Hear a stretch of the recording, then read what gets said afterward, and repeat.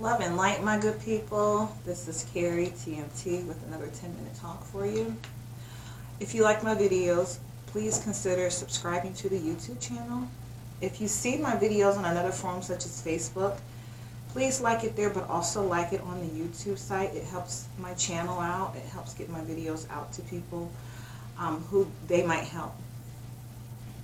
Okay, you guys, so by today's title, you can see that we are going to be talking about abuse and the residue that it leaves behind. I want to share with you a little bit about my experiences with abuse. This will be a tough video for me, but I know it's going to help somebody.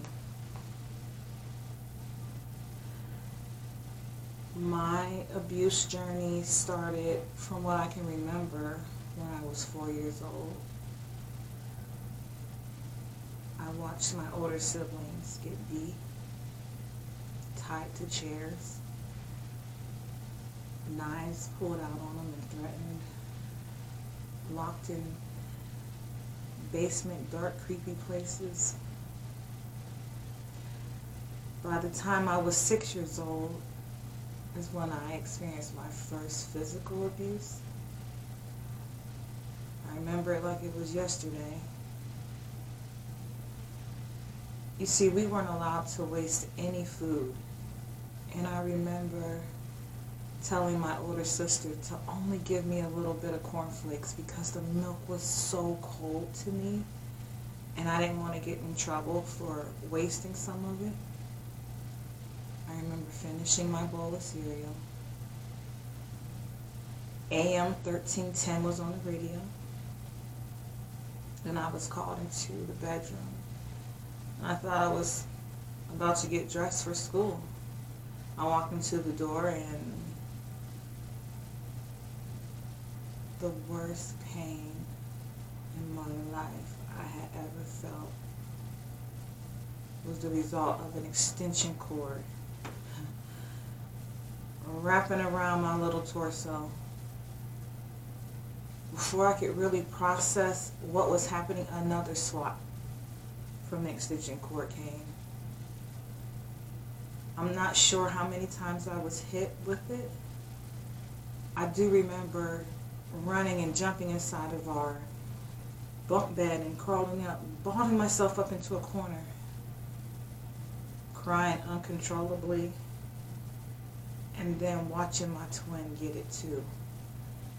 I really think that hurt more than me getting hit. See, what you have to understand, my twin, that was my road dog. You know, we did everything together. We had no choice but to do everything together. And watching her get beat probably hurt more than me getting beat.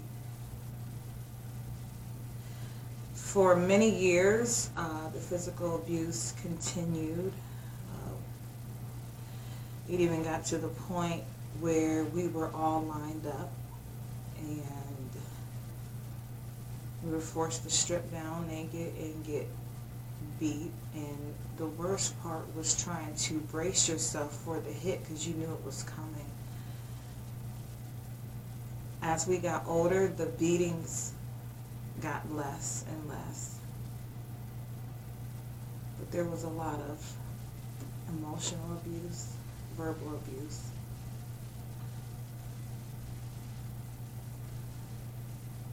We were grounded for entire summers to our rooms.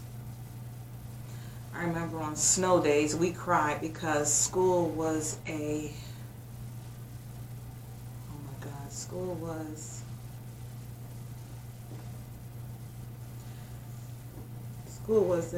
release. It was like an escape.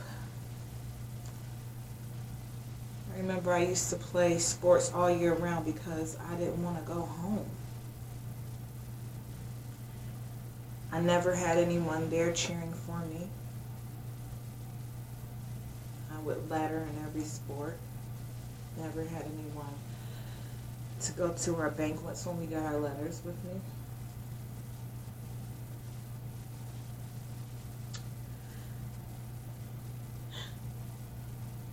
I remember not allowed to have name brand food.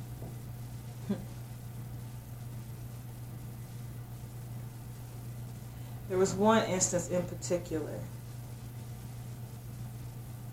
I was an adult, married, many years outside of my abuser's home, and my husband and I, we were at Walmart and we were grocery shopping, and I remember I went to pick up the Heinz ketchup, and I put it back,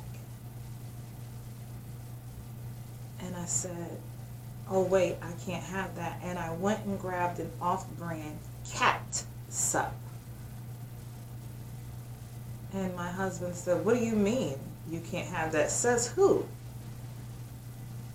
And I stood there in the aisle feeling crazy. It was then that it hit me that, wow, I am still suffering from the mental and emotional abuse. Here I was, an adult with kids, a husband, and I still felt like I wasn't allowed to have name brand ketchup.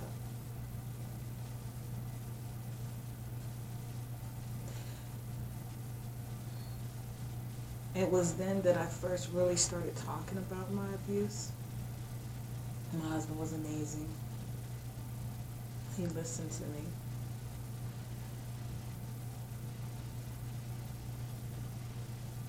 I eventually helped push him away. And then it was just me and my kids.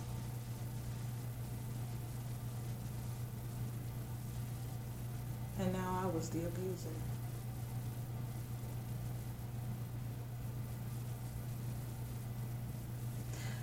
No, I didn't physically abuse my kids. That's the one thing I think I did right, because I knew how much it hurt. But I did verbally abuse them. See, what you need to understand, where I come from, is very common for us as parents to tell our kids, and I'm sorry for this language, examples like, get y'all's asses in here, do this, I'm sick of you motherfuckers, or the classic, I brought you in this world, I'll take you out. Oh, you dumbasses, I'm sick of this, pick this up, do this, but you know, kids don't understand that. We say that to our kids so often, we think it's normal, but it's not, it's abuse. Verbal abuse is real. Verbal abuse stays with you far longer than physical abuse. You know, the bruises, the scars, you know, they get better with time from physical abuse. But that verbal abuse, you can't unhear the words that was said to you. And if you look at it from a little person's perspective, those babies, they only know that they've been dependent upon their parent their whole life. They love their parents. You know, mommy is the finder of all lost things. She makes every boo-boo better. Most dads are their kid's hero. So they can't understand when we say things like that. I was taught to like that, and then I talk to my kids like that. When my kids got older,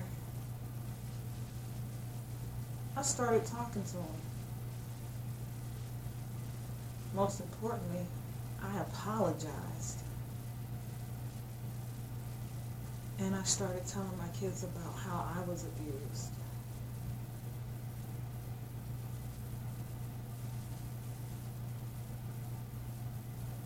I'm not proud of how I talked to my kids when they were younger.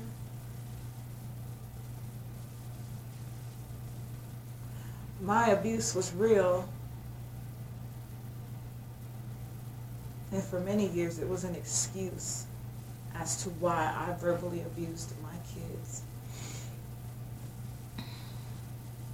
If you are a parent or know someone who talks to their children the way I talk to mine, I encourage you to fix it.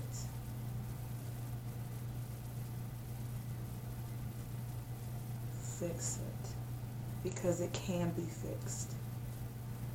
My kids, they understand and they've forgiven me.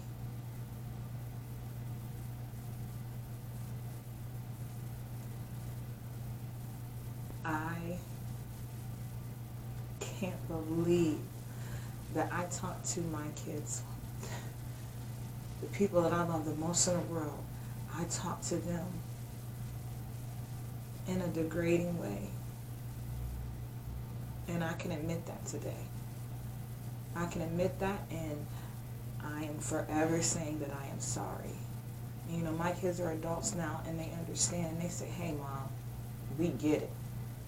When I first started telling them about the abuse, they didn't believe me. They were like, there is no way, who would do that to their kids? And it wasn't until they started talking with their aunts and uncles, my brothers and sisters, that they were like, oh my God, they got the same stories.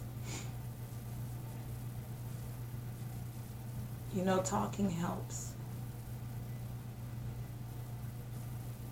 And I must say today, the relationship between me and my children are amazing. I've learned to ask them to do things for me and not just demand it. And I'm okay if they say, hey, I can't do that right now, because they're adults and they're thriving. And I'm very proud of them. You know, my abuse left a residue on me, and it affected how I raised my family.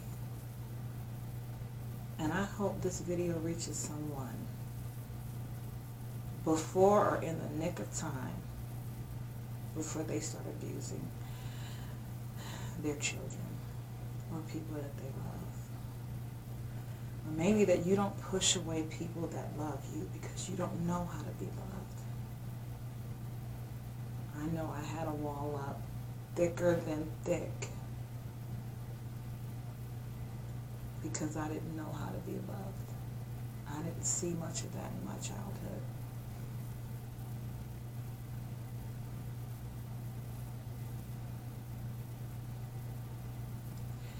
Your abuse does not have to define who you are today.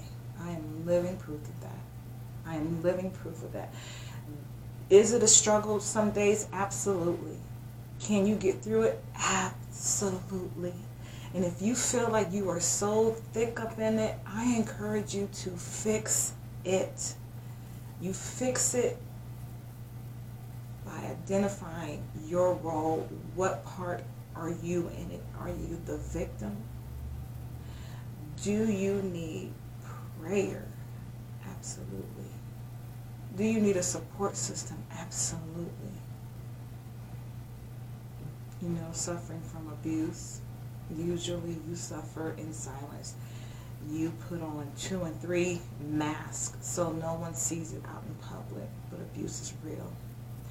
And it absolutely can and will leave a residue.